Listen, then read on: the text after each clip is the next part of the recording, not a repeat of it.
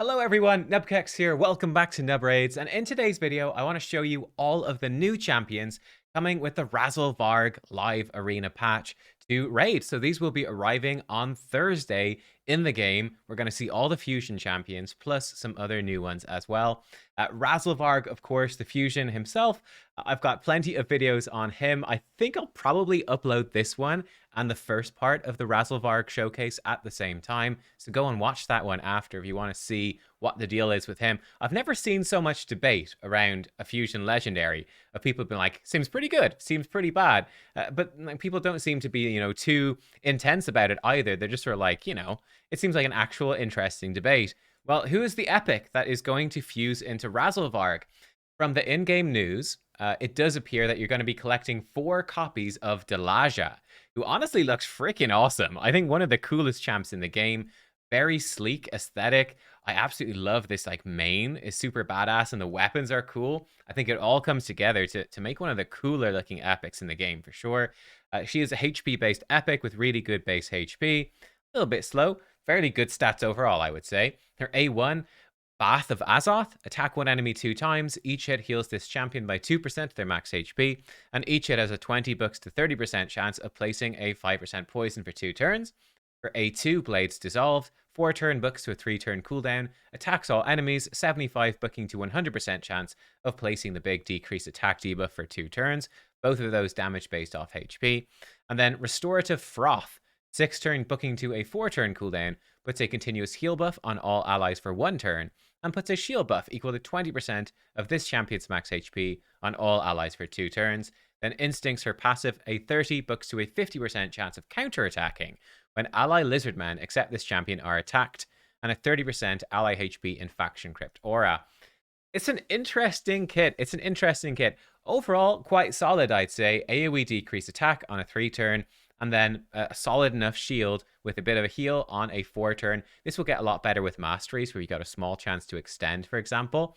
Yeah, I don't know, right? Definitely, I think for some clan boss stuff, she's going to be pretty good, right? She'll be tanky, helping your team survive. Lots of protection there, which is really, really important when you're early game and you don't have an unkillable team.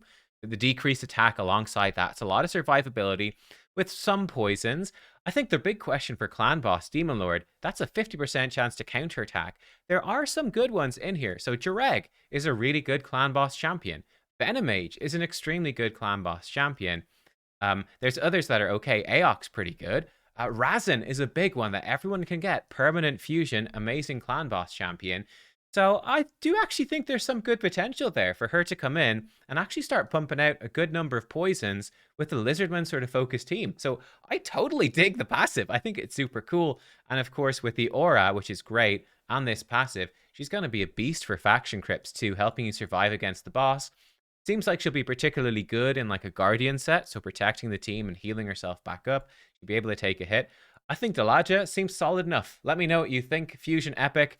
I'd say certainly if you're an end game player, there's nothing exciting here. If you're end game, you should be going for Razzle Varg or just farm a bunch of Sand Devil. But if you're early game and you're not able to get Razzle Varg, I think she's going to really carry you in Faction Crypt and could be a helpful champion early on. So yeah, Delajah, solid enough. Nothing like, not like S plus tier, but like a good solid epic. The rare then that is going into this champion is our third Sylvan Watcher's rare, Rave Greenhawk. Actually looks pretty cool, in my opinion. Not sure how he sees out of that helmet. I'd say his eyes are probably a bit higher up his head than down here. That seems pretty low. But hey, it is what it is. Maybe not, maybe not. It's just got a high point on it, that's all. But yeah, cool looking champ. Looks pretty nice. Hawk Talon. Attacks one enemy, puts a continuous heal, a small version, for 1 turn on the ally with the lowest HP. Emotionless Rampage, books to a 3 turn cooldown, attacks 3 times at random, each at a 50 booking to 70% chance of provoking for 1 turn, and puts Reflect damage on this champion for 2 turns, and then Living Barricade, 6 turn booking to a 4 turn cooldown, puts the small version of ally protection on all allies except this champion for 2 turns, and puts increased defense on this champion for 2 turns. Honestly, he's got solid enough base stats as well. A bit slow, but good HP. 40 base resistance is quite nice. I think this rare is actually pretty solid. They've done a good job. Margrave, Kate, Turlac, all of the rares from this faction are quite good. So for a rare champion, He's pretty nifty. I think he might, if you were desperate for Hydra, he has some utility there, right? With the provokes, it's a bit random, but I think with the 3 hitters at random, they'll always hit the person that you target with the first hit. I think usually, right? Am I wrong? Maybe I am. But I think he should always hit the Head of Decay, so you get a provoke there. Gives himself reflect damage as well, so, potentially you could build him high resist, high accuracy, and have him be a bit of a mischief tank too. He'll throw the mischief tanking off a good bit with this continuous heal, though, so that's something to watch out for. This doesn't affect. I mean, he's a solid enough rare. I don't know if you'd rush out to build him, to be honest. You'd have to be pretty desperate to need a provoker for Hydra, but maybe. But yeah, he's a cool champ. He could fill in for some of the faction here. But yeah, let me know what you think about that. Speaking of the faction here, this is where all of the other new champions are. First up, we have Loch Wayne, who looks freaking awesome. I love this design. The red with the gold, bit of a hawk, bit of a bird sort of design, looking absolutely awesome with his little daggers. Very cool. A1, Boon Catcher, attacks one enemy, 30 bucking to a 50% chance of stealing a random buff. A2, Revelation, 4 bucks to a 3-turn cooldown. AoE attack with a 25 bucking to a 50% chance of removing any Veil or Perfect Veil buffs from all enemies, with a 75 bucking to 100% chance of removing a random buff from all enemies. And then Focused Force, his A3, 6 bucking to a 4-turn cooldown, attacks one enemy 2 times, ignores shield buffs, and resets the cooldown of this skill if it kills an enemy. Hunt the Haughty, his passive, increases his accuracy by 10 for each buff on each enemy, and a 20% speed in arena battles aura. What do we think of Loch Wayne? In my opinion, this guy seems like a really strong, early game, maybe even mid game arena nuker. That's what he is. Early game arena beast, it seems to me. So he provides his own accuracy, so you're not going to need to build him with much accuracy. He should still be coming in and stripping buffs off of their non-tanky champions. And to be honest, with people even having a little bit of polymorph these days, sometimes you don't want to be stripping buffs off their tanky champions that are running polymorph. Whereas their damage dealers are probably in Soul Reap or, Phantom Touch or something like that. So you got a better chance against that. It's good. But yeah, he comes in. This could be a great answer, a great budget answer to Duchess. You've got the 50-50 to remove the Perfect Veil when Duchess puts it out. He's good affinity against Duchess, and then removing another random buff. Like I said, against those damage dealers, he's going to have a good chance to remove it. Stealing buffs, again, with a chance to boost it up. Pretty nifty, stealing that off. And yeah, then a big ignore shield attack. I think he's a solid early game champ. He's got a lot going on in his kit, a lot of utility there. I think for live arena, he's nice. He's nice. The only problem I have is that most people at time of recording are gonna have a Rhonda. And I think Rhonda is pretty exceptional. So, and he's the same affinity. So would I be building up a Loch Wayne when I already have a Rhonda? Not as sure about that, but yeah, I like him. Next up then, we've got Waerin, or Waerin, I'm not sure how you say it, the Silken, who looks like an anime waifu. Oh my god. Oh, the visuals on this. She looks like a champion from many other gacha games I've seen advertised, because now my freaking advertisements, because I do so much raid stuff and always talking about raid and googling raid, I get advertisements for other gacha games. That's the sort of caliber. Yes, quite a look. But let's look at her stats. Fast, good quick speed, tanky, cool, support champ. A1, Silken Spontoon, attacks one enemy, 40 bucking to a 60% chance of decreased attack. Glide steps are A2, 4-turn cooldown when booked, fills a turn meter of allies by 15%, puts increased speed out for 2 turns. I mean, it's a good move, but 4-turn cooldown, that's a bit rough, isn't it? When you've got rares like Apothecary doing that on a 3-turn, right? Isn't this literally Apothecary, but on a longer cooldown? This is obviously, though, Grace of Immortals. This is why she is here. 7-turn booking to a 4-turn cooldown, revives a dead ally with 50% HP, 30% turn meter, and puts a continuous heal buff on that ally for 2 turns, and 20% speed in faction crypts. Very, very clearly, this is your support, your epic reviver for faction crypts.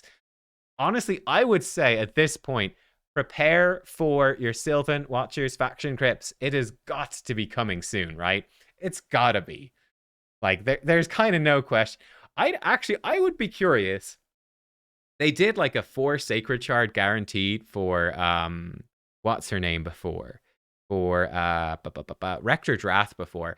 I'd be curious if they do like, you know, a really low cost guaranteed event for Waerin here, or if they'd put her in as like a 10x champion alongside 2x Sacreds, maybe during the fusion. As just being like, you know, bonus to pull to prepare for Sylvan Watcher's Faction Crypt, because I think it's been about 6 months since they added them into the game. So yeah, again, for anyone who's late game, I think with Elva or Oella, if you've got both booked and built like I do, obviously this champion is totally useless. Elva is a million times better. It's not even funny. But look, she's the budget faction war reviver. And that's probably the only place you use her. If you get her super early, then yeah, she'll be in a lot of teams. She's going to be solid. But she's going to fall off pretty hard compared to other revivers that have shorter cooldowns, better abilities. But it's not bad. She's certainly not bad. Single target revive with the increased speed, bit of decreased attack. A decent epic reviver. And then finally, new Void legendary Clydnow. I'm hoping I'm pronouncing these mostly right. I am Irish, so probably out of all the content creators, I've got the best shot at it. We're going with Clydnow or Clydnow. Really visually stunning champion. She looks so badass. She actually showed up in like a Twitter video. In fact, I think all of these champions did in a Twitter video that Raid put out recently. So that was pretty cool to see. Yeah, it was pretty cool. Let's have a look at her then. So she is HP based legendary. So good HP, nothing crazy, but good solid HP, good defense, solid speed, good resist and accuracy. Just, you know, solid all around support really. Touch of Slumber, attacks one enemy, 50, booking to a 70% chance of placing sleep. Fills her turn meter by 15% if the sleep is placed. Her A2, Lost in the Woods, 4, books to a 3-turn cooldown. 75, booking to 100% chance of decreased speed and leech on all enemies for 2 turns. And heals all allies by 20% of this champ's max HP. Otherworld Infusion, 5, booking to a 3-turn cooldown, places block debuffs and revive on death on all allies for 2 turns. And then Fey Monarch, 1 turn cooldown passive here with a 30 booking to a 60% chance of completely blocking the incoming damage of the first hit of an attack occurring once per turn. And then 40% ally HP in Dungeon's Aura. This is a weird champion. I don't know exactly what to think about her. What springs to mind, she certainly seems like a Sand Devil champ, right? Revive on death on a 3-turn cooldown. That screams Sand Devil. And she's got the sleep on the A1. Now, the issue I have, the problem here is that that's kind of a bit counterintuitive, because with the revive on death, right, that's not going to be up all the time. There's a gap there. There's a 1-turn gap where she doesn't keep it up, at least consistently. But can you even extend revive on death with the masteries? I don't think you can. I could be wrong. But typically with this, you want to turn meter, you want to like speed calculate, plan out your team so that revive on death comes up right before the Sand Devil does his big AoE move that one-shots you. You know, that's how teams like Mother Cybele work, for example. But the problem is, if you put the boss to sleep, that disrupts that turn meter because it increases the cooldown on that move. And then you could get your champions nuked when revive on death isn't there. So it actually seems quite counterintuitive. I guess you could survive the first hit with revive on death with her and then start sleeping the boss. That seems to be the intent, I would say. But at the same time, it seems a bit unreliable. Only a 70% chance. Surely this could mess up a few times.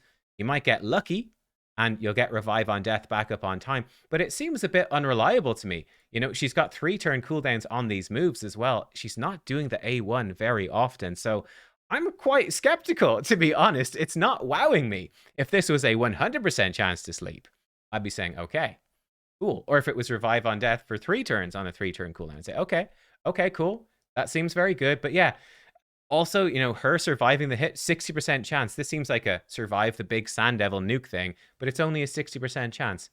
Seems a bit odd. Yeah, seems a bit odd. I don't know what to think of her. Like, is she supposed to be used anywhere else? Like the HP aura with the speed and revive on death?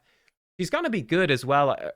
Maybe good, probably decent for Ice Golem with revive on death. She can survive the Ice Golem hit, but she doesn't have a revive. And again, it's not reliable. The decreased speed leech, the sleep is not great for Ice Golem. I don't know. It's a bit weird. What about Live Arena? Revive on death, block debuffs is annoying. It's probably going to be quite a good heal here. The sleep is going to be decently useful. It's going to be hard to kill her. He seems okay.